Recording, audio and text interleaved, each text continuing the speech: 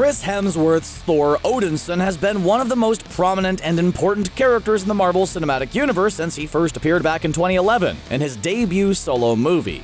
And that was never more true a fact than in this year's Avengers Endgame. He played a huge role in the movie, but he changed a lot since Avengers Infinity War, and he felt quite problematic in a number of ways as a result. In this video, we'll be discussing all the problems with Thor in Avengers Endgame. There are, of course, spoilers ahead. In order to emphasize how much Thor had changed and the problems that resulted from it in Avengers Endgame, we need to look at his MCU journey so far, and how he'd been depicted before that. For reasons we'll get to later, it's first worth pointing out that prior to Endgame, Thor has always been a confident, fearless character. I am mighty. Who was in pretty spectacular physical shape. Anyway, his first appearance in 2011's Thor saw him presented as an almost Shakespearean character, and it was something of a coming-of-age story for him. Even though he was well over 1,000 years old at the time, he still had not been given much authority or responsibility, unless it was on the battlefield, and when the time came for him to be crowned King of Asgard, when his responsibilities would have increased 100-fold, he proved himself to be somewhat naive and selfish. Cool boy! You are an old man and a fool! As a result, Odin stripped him of his powers and banished him to Earth as a mortal, where he came of age, proved his worthiness to wield Mjolnir once more, and was offered the throne again. He declined the offer, however, opting to continue to become a better man before taking the throne of Asgard, protecting the 9 realms from threats. We next saw him in 2012's The Avengers, when he followed Loki to Earth in an attempt to prevent his adoptive brother from executing his plan to conquer it using both the scepter and the Tesseract. He's adopted.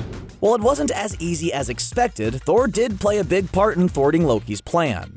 Thor became part of a new team, learned to respect the people of Earth, developed in a positive way as a character again, and succeeded in taking Loki back to Asgard, where he was imprisoned for his misdeeds, along with the Space Stone. Then came 2013's Thor: The Dark World, where it was revealed that Chris Hemsworth's character had been fighting evil across the cosmos, and had helped to bring peace to the 9 realms, making his father even more proud of him and further readying himself for the day he would finally take the throne. And when a new threat emerged in that movie, the long-dormant Malekith and his surviving Dark Elf allies, Thor managed to defeat him and prevent the villain from taking advantage of the cosmic event known as the Convergence in order to plunge the universe into darkness. Then came 2015's Avengers: Age of Ultron, in which it was revealed that Thor had returned to Earth to join the Avengers in an apparent full-time capacity.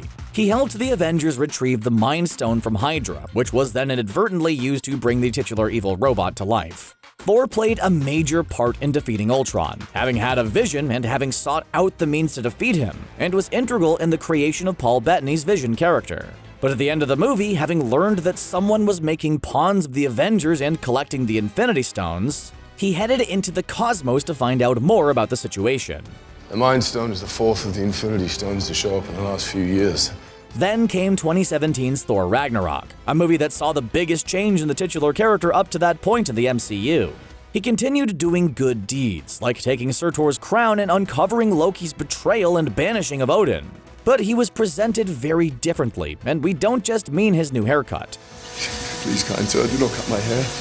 But ultimately, having spent time as a gladiator, he escaped Sakaar to save the people of Asgard from his half-sister Hela, albeit by triggering the titular Ragnarok and destroying his home realm in the process. While heading away from Asgard aboard the Statesman with the surviving Asgardian civilians, he was crowned king and headed to Earth to build a new home for his people, which took us directly into 2018's Avengers: Infinity War, a movie that opened with Thanos having ransacked the Statesman, killing half of its passengers and beaten Thor to a pulp in order to obtain the Tesseract. The rest of the movie saw Thor on a quest to get Stormbreaker, a weapon of the Thanos-killing kind. Bring me Thanos! While he succeeded in getting it, almost sacrificing his life to do so, he didn't prevent Thanos from executing the snap. Thor threw his new weapon at the Mad Titan when he was wielding all 6 Infinity Stones. But all he succeeded in doing was wounding his chest. You should have gone for the head. Before snapping his fingers and making an escape through a portal. Avengers Endgame's early scene showed the aftermath of the snap, with Thor looking particularly dejected and somewhat distancing himself from the other surviving heroes. When the early plan to find Thanos on his retirement farm was enacted, and it was revealed that the prune-chinned villain had destroyed the Infinity Stones, it hit Thor the hardest. And then he lashed out, decapitating the Mad Titan with Stormbreaker and saying, "I went for the head." And that's when the movie jumped 5 years into the future. Once the other surviving heroes devised their plan to travel back in time to collect the Infinity Stones from throughout history, they attempted to recruit Thor to join them on their mission. And it's at that point he was revealed to be a shadow of his former self. Although he was the supposed king of the place now known as New Asgard in Norway, he had become an overweight drunk, who Valkyrie stated only emerged from his little house once a month to collect a supply of beer. He lived with Korg and Beak, playing video games, constantly drinking his beer and hiding away from any and all responsibility. When Bruce Banner and Rocket visited him to get him on board for the time travel mission, he wanted no part of it, and the mere mention of Thanos' name caused him to almost break down. He was clearly fearful of the Mad Titan, even though he had in fact killed him 5 years earlier. The big problem with Thor here is that his situation was played for laughs. His weight, the appearance of which had been achieved thanks to Chris Hemsworth wearing a fat suit, was the butt of jokes throughout the movie, with Rocket saying he looked like melted ice cream. Ultimately, he only agreed to join the mission when the wisecracking raccoon suggested he'd be rewarded with more beer. Oh, yeah.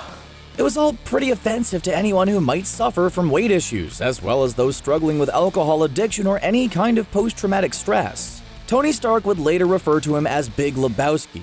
James Rhodes would later suggest that he had cheese whiz coursing through his veins. And things like Thor nodding off while slumped in a corner were included in the movie for cheap giggles. Heck, when he went back to Asgard in 2013, even his own mother suggested he should eat a salad to add insult to injury.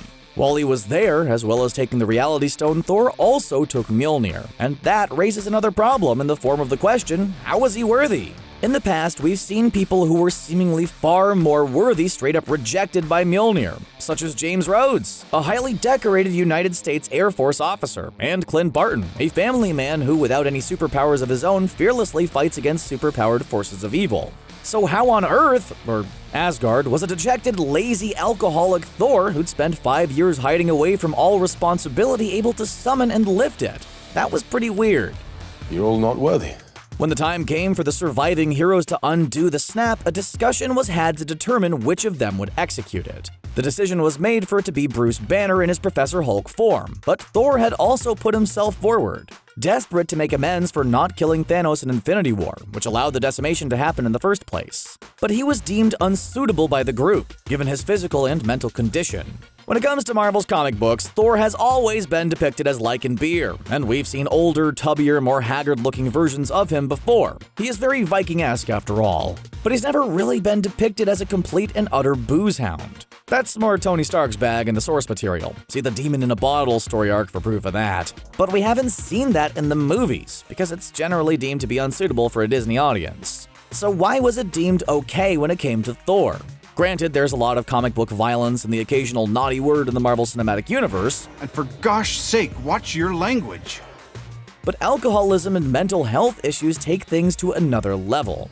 So it was really surprising to see it played off in such a lighthearted fashion. But the schadenfreude wasn't the only problem with Thor in Avengers Endgame.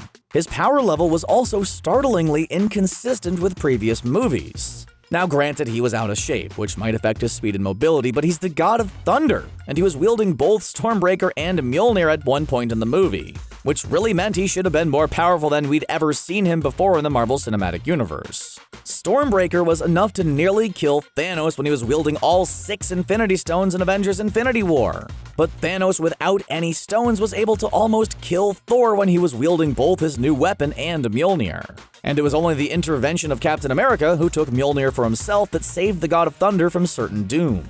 And where was the Thor who was crackling with power, slicing through Hela's undead hordes like a hot knife through butter in the Bifrost in Thor Ragnarok? We saw his eyes light up a couple of times in Endgame, but he didn't once use his lightning powers to their full potential, which seems strange in a fight that was quite literally for the fate of the universe. When Endgame came to its climax, Thor was on board the Benatar with the Guardians of the Galaxy, ready to venture into the cosmos as part of a new team. I bid you farewell and good luck, morons. With that in mind, we can probably expect him to reappear on the big screen in Guardians of the Galaxy Volume 3, which is touted for a 2021 release. Hopefully, we'll see the God of Thunder in better condition by then, both physically and mentally, because the controversy that surrounded the character in Endgame was both unwanted and unnecessary. And he'll need to be at his best if him and his new teammates go up against a powerful new cosmic threat. If you haven't already seen Avengers Endgame and want to check out Thor's current status in the MCU, get to your nearest movie theater as soon as possible, because all things considered, it's one heck of a movie. What did you think of Thor in Avengers Endgame? Did you agree that he was a problematic character in the movie? Let us know your thoughts in the comments section below, and don't forget to like the video and subscribe to Screen Rant, so you never miss our great content in the future. Goodbye.